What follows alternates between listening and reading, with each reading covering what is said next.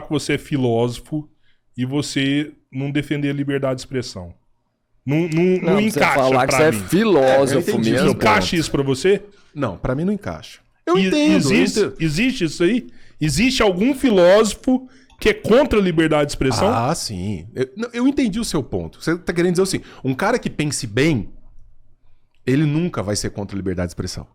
Um cara que pense de maneira ajustada. Mas tem muito cara que avançou contra isso e eu não posso dizer que ele não seja filósofo. Eu acho que ele foi um filósofo ruim, mas ele foi filósofo, tá? Pensou com profundidade, argumentou, etc, etc. Não Acho que pensou, um filósofo... não pensou, cara. Não pensou, mano. Não pensou. Não, eu vou julgar. Não, nem... Você fala que eu não posso fazer Não, isso. cara, mas Eu sou um bosta que nunca estudou. Aí, ó. Não, mas eu concordo com O você. senso comum, vai, mais mal. uma vez, julgando de aqui. videogame, O você sabe senso muito, comum né? julgando Pô, aqui. né? O tiozão do WhatsApp Não, julgando. você tem que pensar aqui. que todo movimento histórico-político, ele teve intelectuais por trás, pensadores por trás. Claro. Sempre tem uma filosofia de um tempo histórico. Então, você teve os pensadores do marxismo, você teve os pensadores do regime soviético, você teve os pensadores da Revolução Francesa, da independência norte-americana, e você teve os pensadores do que virou o Brasil. Sim. Agora, tem pensadores que pensam melhor e tem pensadores que pensam pior. Né? É verdade, você tem Então, razão, você tem razão. assim, eu não vou por isso dizer assim, Péssimos filósofos, então. filósofos que Péssimos não olharam com o devido cuidado para a realidade dos fatos, eventualmente, que fizeram leituras muito criativas. Mas será que eles pensaram mesmo? Será que eles refletiram profundamente sobre isso? Ou será que tinha uma canalice envolvida ali? Ah, velho, essa é uma motivação psicológica difícil de... Quando você lê um Gramsci, por exemplo, que é um filósofo italiano que percebeu uma coisa muito interessante. O Gramsci, ele olhou para o movimento soviético, ou revolucionário marxista, e falou assim... O que o Marx defende, basicamente? Marx defende que existe um processo natural de dialética histórica que vai desembocar numa insuficiência do regime capitalista, do modelo capitalista, e vai naturalmente desembocar num outro modelo de existência. O Gramsci olha para isso e diz assim, cara, tem um erro aí. Tem um erro aí.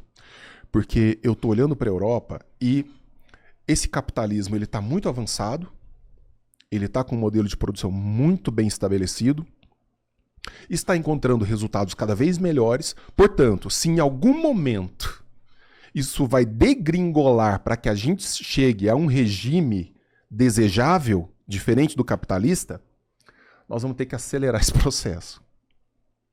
E não vai ser pela motivação econômica, pela via da produção industrial, nada disso. A gente vai ter que criar intelectuais, uma massa de pensadores, ou uma massa de gente que defenda essas ideias antes de elas tomarem o seu espaço espontaneamente. Entendeu? Ele lançou um olhar lá para onde essas ideias estavam sendo gestadas e falou assim, cara do céu, não vai dar para esperar. Tá lento. Porque o capitalismo ele parece ter uma resistência muito maior do que aquela declarada por Marx e os seus defensores.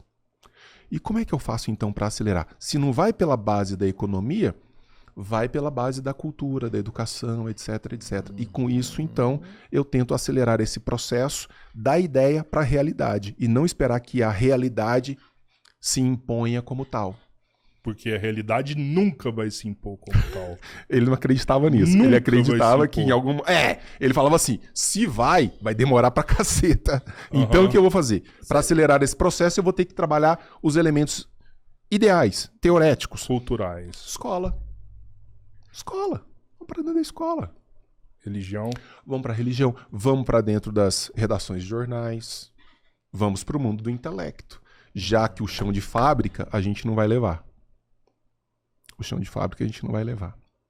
A gente vai ter que ir para o mundo das ideias. Então, o que a gente tem hoje? As universidades estão tomadas. As redações estão tomadas. O mundo real não tá tomado. Chega na favela e fala em revolução comunista. O cara dá risada, velho. Revolução comunista, meu filho, eu quero um Nike no pé, quero meu churrasco no fim de semana, meu filho indo com segurança pra casa. Tá? É isso que eu quero. Foda-se a sua revolução. Mas, Isso é coisa de Caetano, entendeu? Isso é coisa dessa galera, de artistinha, entendeu? É essa galera, de Tabata. Você acredita que as pessoas defendem isso de forma genuína, assim? Eu acredito que existam muitas pessoas ingênuas a ponto de defenderem isso de maneira sincera. Sim. Tem muita gente canalha. Acreditam nisso. Tem muita gente canalha. Mas acreditam por não conhecer o outro lado? Ou conhecem o outro lado e mesmo assim continuam acreditando? Pelos dois motivos. Primeiro, que muitos não conhecem o outro lado. Outro dia eu passei um filme na universidade apresentando uma visão que destoa dessa monopólica ideológica que tem na universidade. E havia professores dentro da sala. E uma professora com doutorado levantou e falou assim: mas quem são os autores que sustentam essa visão? Nunca ouvi falar de um único autor que sustente essa visão. Eu digo, professora, não duvido que a senhora nunca tenha ouvido falar. Mas o fato de a senhora nunca ter ouvido falar depõe contra a senhora, não contra a existência desses autores, que são tais e tais, tá aqui, e que estão na base de tudo que funcionou na história, na Europa, nos Estados Unidos, na Oceania entendeu? Quer dizer, a senhora não conhece. Então existe muito de ignorância. Os nossos alunos saem da universidade sem ter ideia do que seja. Do que sejam autores liberais em economia, na filosofia, etc. Sem ter ideia. Porque eles tomam isso como o mal. Sim. Então não é simplesmente uma visão diversa da sua. Sim. Você demoniza a visão do outro, porque você não quer contato com ela. Eu fiz um evento liberal uma vez dentro da universidade, num fim de semana, vazia a universidade, ninguém, um evento científico, tá? Chamei grandes pesquisadores da liberdade e fizemos um evento dentro de um pequeno anfiteatro na universidade. Na segunda-feira eu recebo um e-mail da administração da universidade, um colega das ciências sociais havia entrado com um processo administrativo para não ocorrência do evento. Para que o evento não acontecesse na universidade. Porque um evento daquela natureza não poderia acontecer dentro da universidade. Entende? Sim. Esse é o ponto. Nós somos impermeáveis a essas ideias. A gente não quer nem saber que vocês existam. Não, e evento marxista, comemoração do Partido Comunista, aos borbotões. Você tem, no curso de economia, você tem 6 disciplinas de Marx, mas não tem uma de Hayek. Não tem uma de Rand. O cara termina uma faculdade de economia, não sabe o nome de nenhum liberal. Não sabe. Sabe quem é Bomis, não sabe nada. Não entendeu nada de escola austríaca, nem nada. Então esse cara, ele sai com uma asa só. E um passarinho que tem uma asa só voa torto a vida inteira. Então, a universidade não oferece para ele 2 asas e fala assim, agora você vai escolher para onde você vai voar. Isso não é um problema meu. Vou da forma que você achar melhor. Toma aí. Você viu o Wilker Leão, um youtuber lá de Brasília? Não, ele prestou vestibular pra... Eu nem sei se é vestibular, mas eu acho que é Enem hoje, né? E ele entrou na faculdade de História, cara. E ele é youtuber. E aí ele começou a filmar. Eu sei quem é esse cara. Ele começou a filmar ele nas aulas, né? Sei quem é esse cara. Ele colocava o celular ali embaixo dele. Tá infernizando a vida dos caras lá na E ele na questionava a professora ali, só filmando ele. E as vozes, né? Meu irmão, rapaz, o cara tá sendo perseguido pra tudo quanto é lado. Professora processando ele. Processando ele por direito de imagem. Mulher nem apareceu. E o pessoal se reunindo. Reprovando. Ferrando ele na nota, tudo, né, cara?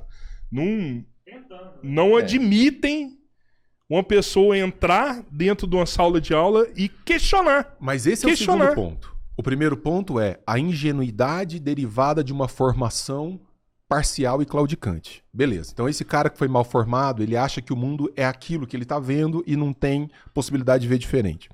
Por isso que eu sempre falo para quem tá lá comigo, me segue e tal, leia os adversários. Você não pode criticar alguém que você não conhece. Arte da guerra, né? Então você vai lá, você vai ler Marx, você vai ler Gramsci, Você vai ler Deleuze, você vai ler esses caras, porque senão, meu amigo, não adianta ficar falando, porque os marxistas, que você leu a porra do autor. Você já leu todos, já? Ou seja, você tá... Cara, eu só tirava nota máxima nesses autores. Sério? Só. Eu tinha uma professora a minha professora na UFO de Marx, eu sou a maior decepção acadêmica da vida dela. Porque enquanto eu tava com ela... Não, e uma pessoa a quem eu quero muito bem, eu deixo aqui registrado, não vou citar nome, mas a quem eu quero muito bem. Uma pessoa que eu adorava. Você uma entende que ela foi doutrinada ali. Não, cara, ela tem uma visão de mundo e eu, como aluno, fui super aplicado, pegava os textos todos, eu quero... Marx, eu quero ler tudo desse cara. Mas ela Olha, isso conhecia? aqui é assim, isso aqui é assim mesmo. Cara, que é só isso, né? 100. O que é isso? Ela conhecia os liberais? Sem. Não. Cara, não posso dizer isso. Não posso dizer que ela conhecesse. Não posso dizer que ela conhecesse. De verdade. Mas dava aula dela e tal, e dava aquelas militadas, beleza e tudo, sem. Quando eu me tornei professor da UFA, eu lembro que uma vez ela foi sair de uma licença, alguma coisa assim, ela falou, queria que você desse aula na minha disciplina. Você vê como é que... Era essa a pegada. Vou passar o E bastão. aí eu, não, melhor não, coloca outro e tal, Talvez imagina, eu né? não consiga seguir sua linha. Cara, e uma coisa que eu nunca fiz na vida foi militar em sala de aula, porque eu acho que isso daí é criminoso, velho. Crime de lesa pátria, velho. claro, Então, assim, eu pego o autor e falo, o autor tá dizendo isso. Você concorda ou não? Sua opinião pra mim absolutamente não interessa. Meu papel como professor é te oferecer a posição do autor que nós escolhemos aqui. Mas, cara, o que acontece? Dentro da universidade, por exemplo, você tem que olhar para as medidas que são estimulantes. Então, assim, onde é que tá dando mais bolsa? Onde é que tá dando mais força política? Onde é que você vai ganhar um cargo?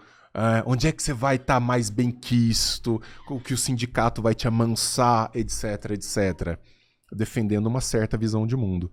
Então, cara, é o aluno que tem a chance... Cara, eu tenho um aluno, eu tive, né, aluno, que falava assim, Denis, eu vou escrever um capítulo lá no livro que você vai publicar, mas eu não vou salvar no meu Lattes, não, porque eu não quero que isso conste como produção científica para mim, porque eu vou prestar concurso de mestrado, doutorado agora, eu não quero que esse texto esteja lá, porque vai... Era um texto científico sobre um pensador liberal.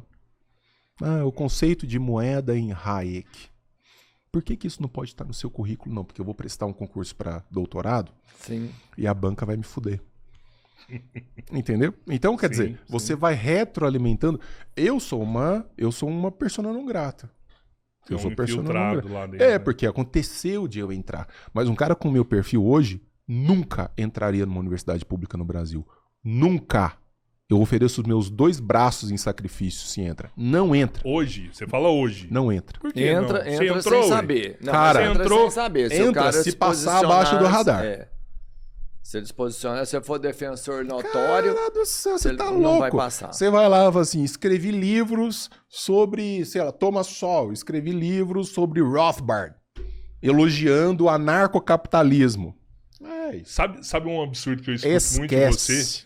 É tipo assim, o Denis critica o Estado, mas ele é um funcionário do Estado. Olha, velho, seguinte, é muito simples. Se eu for ser um anarcocapitalista estrito sensu, eu não posso sair na rua, eu vou abrir uma empresa e não vou vender para funcionário público. Não, é para ser coerente até o fim? É para radicalizar o discurso? Eu radicalizo. Então eu vou abrir uma empresa. Você é funcionário público, você trabalha na prefeitura, você trabalha com dinheiro roubado do pagador de impostos. Aqui você não vai comprar nada, não. Eu não uso documento, não tiro passaporte, não tiro RG, não tenho celebração com nada que seja estatal, não ando em estrada pública, nem nada. O Estado, ele toma os espaços de modo tal que você não escape dele de alguma forma. E aí tem um outro problema. Quem vai mudar essa realidade, se não de dentro também? Quem vai mudar essa realidade? Então, eu sou aquele cara que incomoda, eu sei que eu incomodo. Tanto é que eles não vão te deixar crescer nunca, tá? Tanto que eu nunca vou ser um reitor, tanto que eu pago o preço, tá? É caro. Eu pago o preço, é caro. Pelo menos você tá tirando dinheiro do Estado, né? Quantas vezes você já viu uma... Eu tô dando dinheiro pro Quantas Estado. vezes você já viu uma reportagem feita pela universidade dos livros... Eu sou autor best-seller. Uhum. Que tem lá assim no jornal da universidade. A universidade tem um autor best-seller. Não tem, cara. Nunca vai acontecer. Se Não fosse vai por um Karl motivo Marx, simples. né, Você eu teria. entende? Esse cara é persona não grata. Então, eu preciso de muito mais gente como eu dentro das universidades, muito mais gente como eu penso dentro da política. Não é porque nós vamos ser os salvadores da pátria, mas a gente questiona o sistema, o modo como está sendo feito. Então, eu sou o cara que, quando declara greve, fala: eu não vou aderir à greve. Ah, nós temos que ter reajuste de salário. Por quê? Você precisa de contrapontos. Não é só bandeira. Precisa de contrapontos.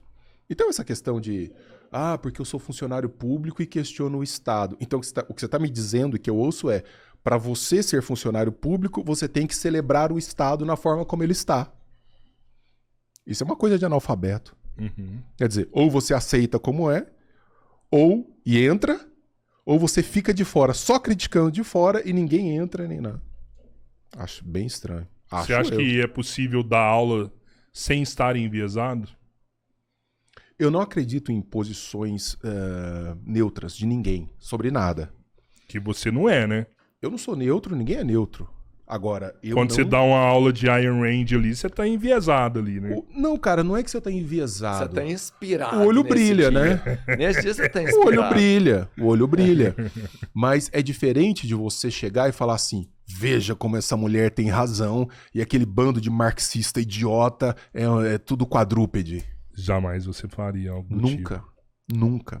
Você olha, a Ayn Rand diz isso, diz aquilo.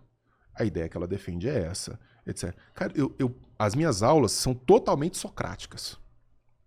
Eu tô dando uma aula para uma turma de jornalismo hoje na universidade. Uhum. Tema: linguagem, liberdade de expressão. Eu não chego lá falando: tem que liberar, falar tudo, não sei o que, não sei o que. Não, os meninos problematizam. Professor, eu acho que liberdade de expressão é importante, mas não pode dizer tudo. Eu falo: mesmo? O que não pode dizer? Não pode dizer tal coisa, tal coisa, tal coisa. Você acha que isso tem que virar uma lei proibindo as pessoas dizerem isso? Mas você não acha que isso não vai parar aí? Ou você acha que vai parar aí? E outra, quem vai determinar o que vai ser dito ou não, o que pode ser dito ou não na sociedade? E os moleques começam a bugar. Você vai apertando o moleque. Você não precisa dar resposta pra ele. Você vai só questiona. Você acha que ele encontra a resposta sozinho? Cara, eu acho que muitos deles se sentem incomodados o suficiente para não aceitarem, assim, de graça, qualquer coisa que eles vão ler, de repente. Muitos. Mas a maioria vai cair na enxurrada e vai seguir como todo mundo.